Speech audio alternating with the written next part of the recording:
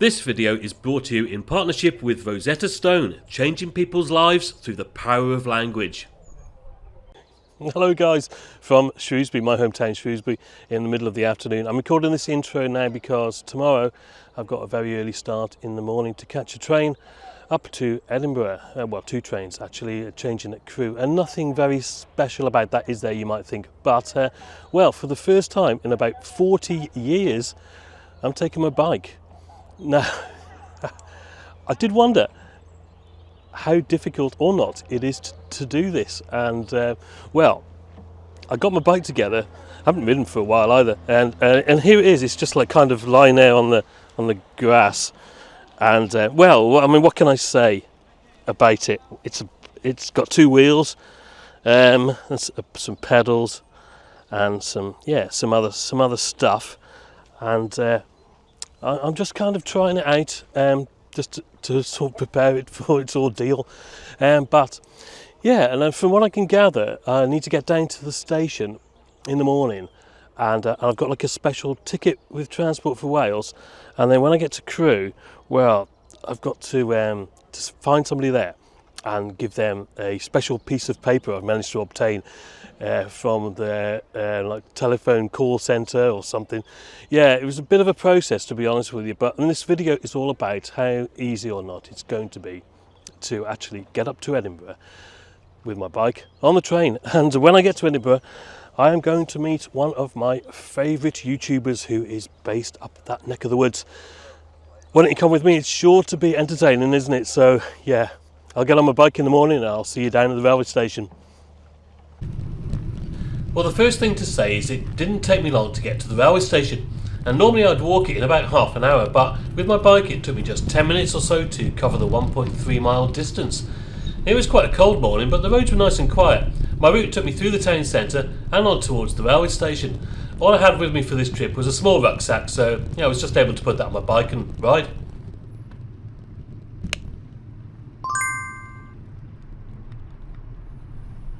I'm not sure whether you're allowed to ride on the pavement or not these days, but yeah, do let me know what you think of my riding skills in the comments below. To be honest, I was just pleased I didn't fall off on the way there.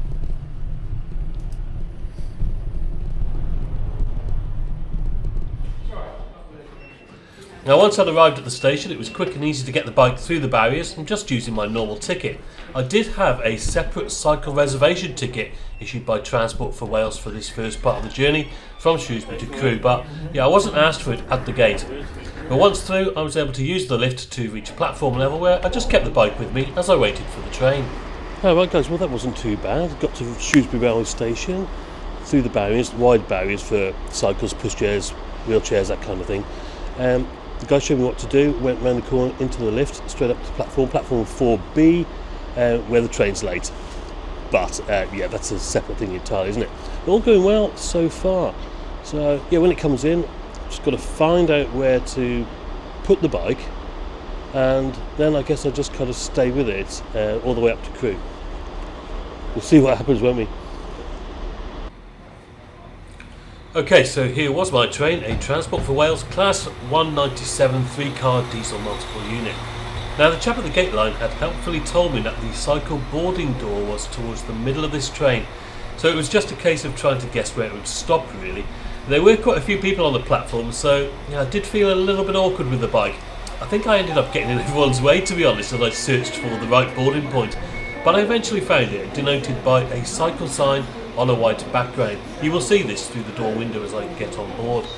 There was another cyclist already on the train, and at first I wasn't quite sure where to put my bike, but I figured it ought to go here where the fold down seats are, but yeah, because somebody was already sitting in one of them, it was a little bit awkward to do this initially.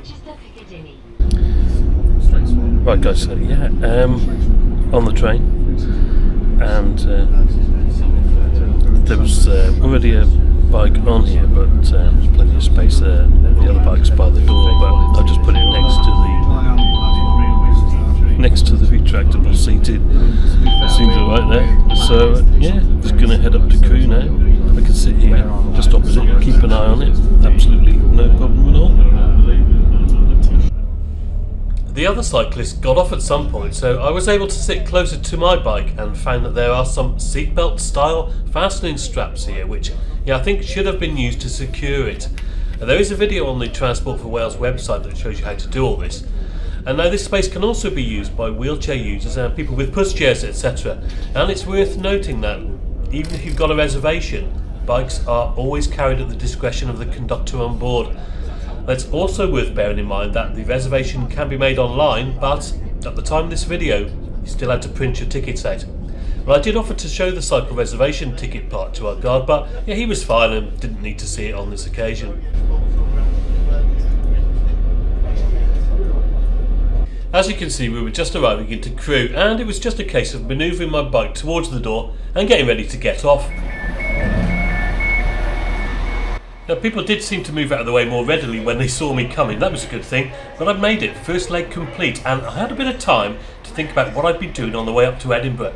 An easy choice for me though, I'll be practicing a few new words with my fantastic language learning app, Rosetta Stone.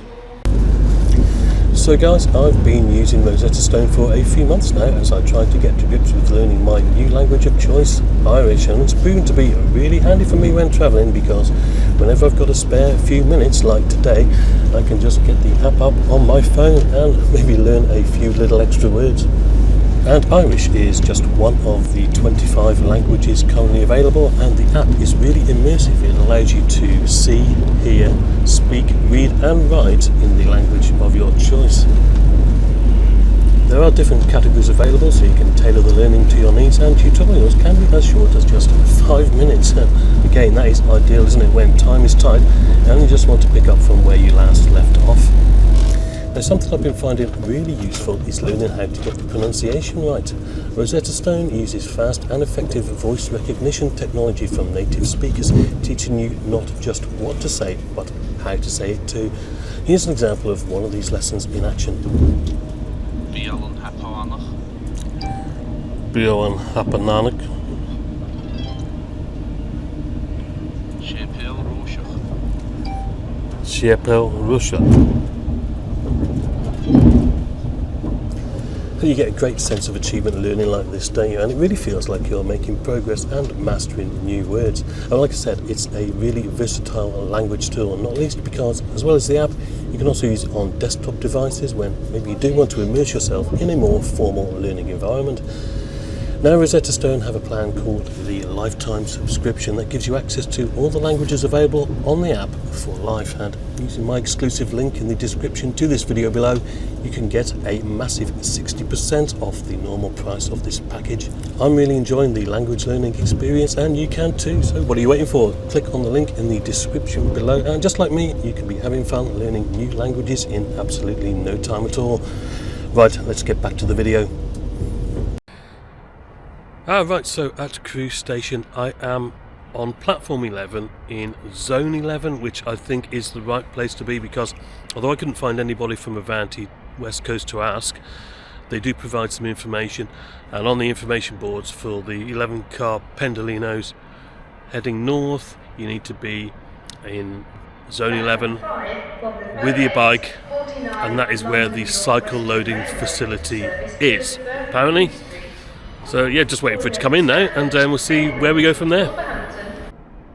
Yeah, so the information boards dotted about the station also tell you to look for the cycle signage on the platform, but there wasn't any. And I was pretty confident I was in the right place though, and the information boards also informed me that I had to tell a member of staff on the platform that I had a cycle reservation and I needed to board the train. But unfortunately, there was nobody about. Now in hindsight, I think I should have just walked around the station until I found someone. I should have just looked a bit harder really, and then I got distracted by the wonderful sight of the Peppercorn Class A2 Blue Peter, who was taking a special train up north. I wish I'd have been on that, to be honest.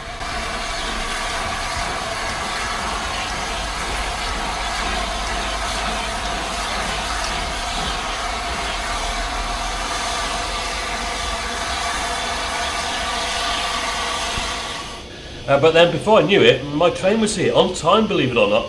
But I figured, well, if I stayed where I was, that would be fine, because at this point there were some Avanti West Coast staff on the platform right next to me.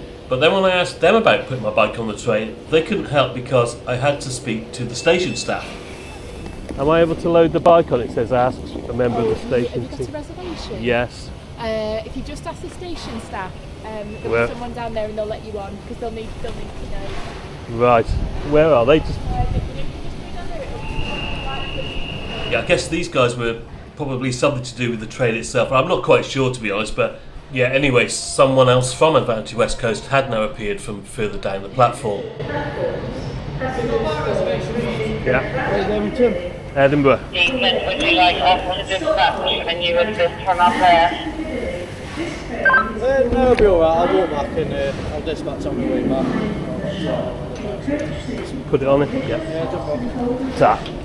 Yeah. So we got there in the end, and after opening the door for me, I was left to load it on myself, which was fine. I'm sure he would have helped if I'd have asked. And then the door closed behind me, and then I faced my next challenge, how to secure my bike properly. There are 4 cycle spaces available, and I think you could secure a couple of the bikes by hanging the handlebars to the kind of hooks, or you could just put the front wheels into the lower brackets. And there are also straps to attach to the bike frames. If you're not quite sure, like I wasn't, there are some handy instructions on the side here which tell you how to do it all. Right, well that was a bit of a pull-off, but I'm on. I think the main takeaway from that was that I should have told somebody at the station that I had a bike reservation. Obviously not the Avanti West Coast staff that were on the platform. They weren't the right ones, it had to be somebody else. And then they would come and open the door.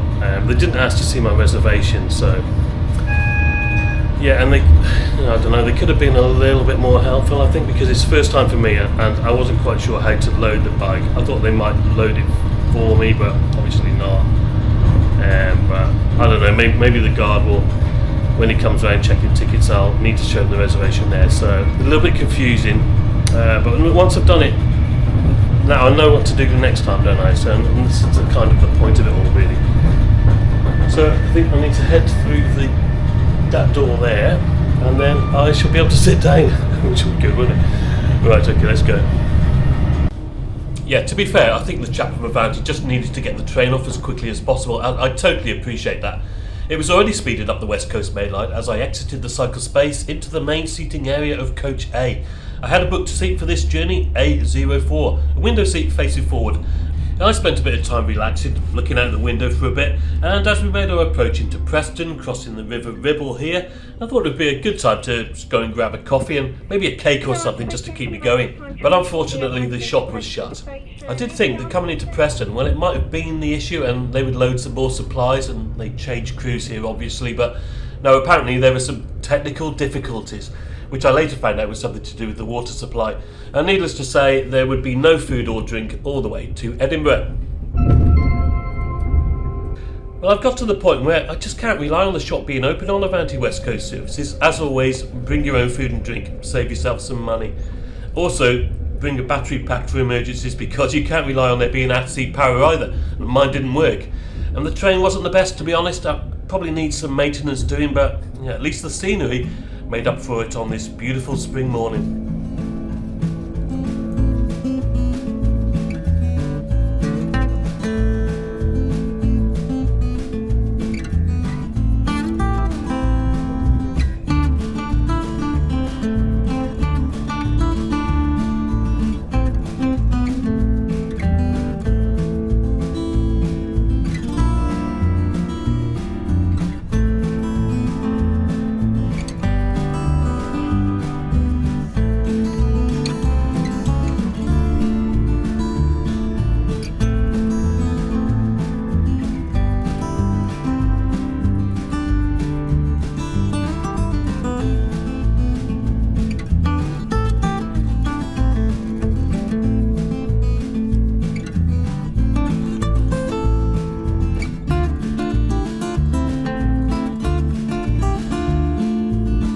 We were just coming into Carlisle now. The Grade 2 listed railway station opened in 1847 as Carlisle Citadel. On approach we passed Network Rail's Carlisle Power Signal Box, and I always associate signal boxes with loads of windows, but I guess everything's computerised these days. And fascinating inside though, I bet, even if you can't see out very much. Now, a little bit about the cycle booking process with Avanti West Coast. Well, first of all, you have to ring a specific number and speak to a customer service advisor who will then complete the reservation for you and email you with all the details.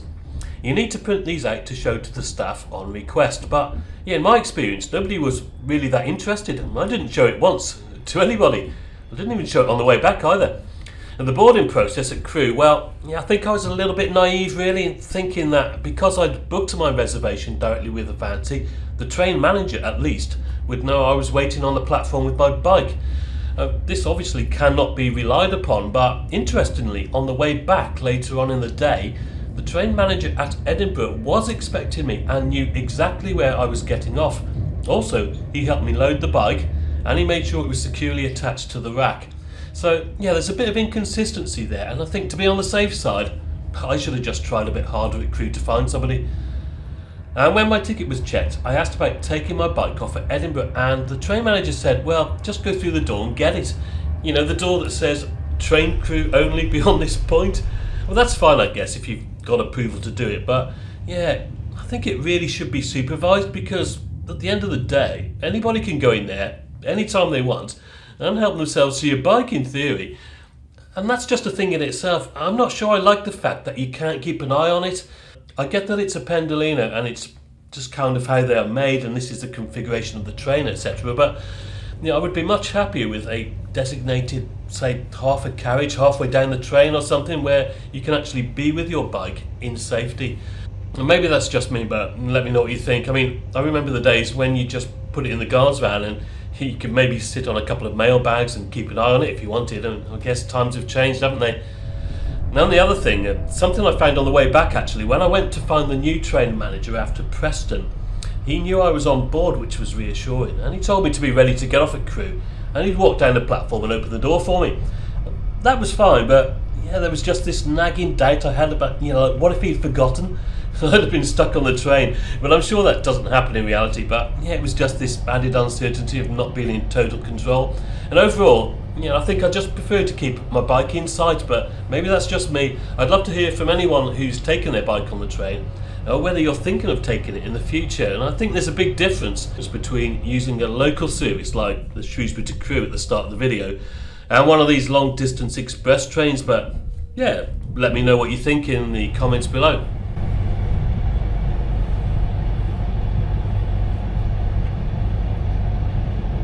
As you can see, we're just coming into the penultimate station on my journey today, Haymarket, and I just wanted to talk a little bit about pricing. And the first thing to mention is that taking your bike on the train in the UK is totally free. That is a big plus in my opinion. But as you've seen, you do need to reserve a space, and I think the earlier that you do that, the better, especially in the summer. So my journey today cost me £20.20 for a day return between Shrewsbury and Crewe, and £53 for 2 advanced singles from Crewe to Edinburgh and back to Crewe. The total price is £73.20. Be very, very careful when booking a journey like this and make sure you buy 2 separate tickets as I did. Otherwise, you may get ripped off in a couple of ways. If I'd have just travelled Shrewsbury to Edinburgh and back on exactly the same trains, but booked it with Avanti West Coast, I would have been charged £175.70, which is absolutely ridiculous and everything that is wrong with UK rail ticketing. The other thing is, if you use a third-party ticketing company, they may charge you a split ticketing fee, which I get that for some journeys where you stay on the same train, but for this one, you're actually taking 2 separate trains, and that is not split ticketing at all. Watch out for that one. It's a total con in my opinion. So as you can see, I did indeed go through the train crew only door to retrieve my bike, which I was relieved to find was still there and in the upright position. Pretty good really, considering I'd forgotten to use the straps. Anyway, I disembarked the train and I made my way onto the platform at Edinburgh Waverley. The weather was still absolutely beautiful. Alright then guys, Edinburgh Waverley, just got here on the Avanti West Coast Pendolino, the Pride train actually, just show you that there.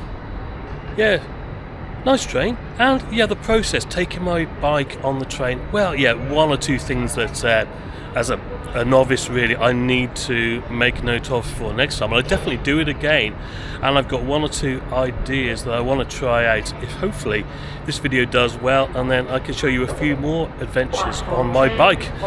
Right, so lots of announcements going on here as per usual. I made my way up the lift and down again, heading for the cycle racks at Edinburgh Waverley, where you can lock and leave your bike, and yet again there is absolutely no charge for doing this. Right then guys, I have locked my bike up, and yeah, hopefully it'll still be there when I come back a little bit later on this afternoon. Now I am here with the fantastic Rog Edwards. Hello. From the Rog Vlogs channel. Check that channel out, it is fantastic, believe me. You will also learn a little piece of history as well if you watch that. Now Rog, he's going to take me hopefully to one of his recommended places to eat, because I am absolutely starving. So You texted me in advance to say that you were very hungry, so yeah, I think we'll go somewhere where you can get an all-day breakfast. How does that sound? pretty good to me, and coffee as well. Right, you're the expert, mate. Let's go this way. Follow you. Yeah, so just to add that the cycle storage is well signposted at Waverley Station, and it's plentiful.